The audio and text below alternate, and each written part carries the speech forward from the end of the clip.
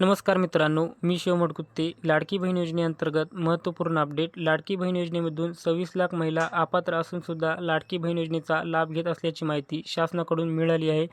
कोणत्या महिला अपात्र असूनसुद्धा लाभ घेत आहेत याबद्दलची संपूर्ण माहिती आपण व्हिडिओच्या माध्यमातून पाहणार आहोत.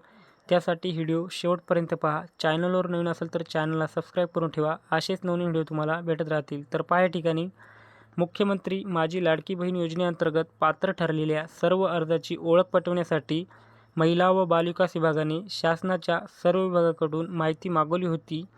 यानुसार माहिती व तंत्रज्ञान विभागाने सुमारे 26.34 लाख लाभार्थी अपात्र असताना देखील लाडकी बहीण योजनेचा लाभ घेत असल्याची माहिती सादर केली आहे. तर पहा, महिला व बालविकास विभागाने शासनाच्या सर्व विभागाकडून माहिती मागवली होती. तर यामध्ये माहिती व तंत्रज्ञान विभागाला सुमारे 26.34 लाख लाभार्थी अपात्र असल्याची माहिती मिळाली आहे. तर यामध्ये कोणते लाभार्थी अपात्र आहेत तर पहा, या ठिकाणी यात काही लाभार्थी एकापेक्षा जास्त योजनेचा लाभ घेत असल्याचे आढळून आले. काही कुटुंबामध्ये 2 पेक्षा जास्त लाभार्थी असूनसुद्धा लाभ घेत असल्याचे आढळून आले. तर काही ठिकाणी पुरुषांनी अर्ज केल्याच्या बाबी निदर्शनात आल्या आहेत. या माहितीच्या आधारे जून 2025 पासून 26.34 लाख अर्जदाराचा लाभ तात्पुरत्या स्वरूपात स्थगित करण्यात आला आहे.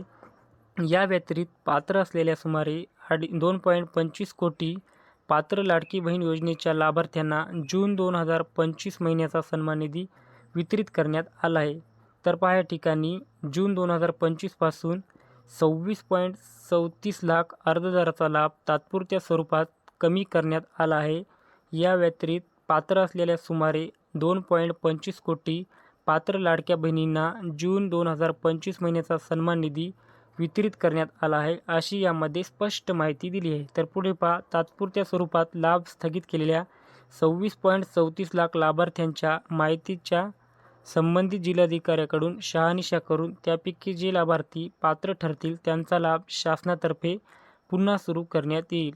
तर या ठिकाणी 26.34 लाख लाभार्थी आहेत, अशांची माहिती जिल्हाधिकाऱ्याकडून शहानिशा करून यामधून जे लाभार्थी पात्र ठरतील अशांचा लाभ शासनातर्फे पुन्हा सुरू करण्यात येईल, अशी सुद्धा यामध्ये माहिती दिली आहे. तर पहा पुढे, शासनाची दिशाभूल करून चुकीच्या पद्धतीने लाभ घेणाऱ्या बनावट लाभार्थ्यावर काय कारवाई करायची याबद्दल माननीय मुख्यमंत्री श्री देवेंद्र फडणवीस साहेब, उपमुख्यमंत्री श्री एकनाथजी शिंदे साहेब, उपमुख्यमंत्री श्री अजितदादा पवार साहेब यांच्यासोबत चर्चा करून योग्य निर्णय शासन स्तरावर घेण्यात येईल, असा सुद्धा यामध्ये स्पष्ट उल्लेख केलेला आहे.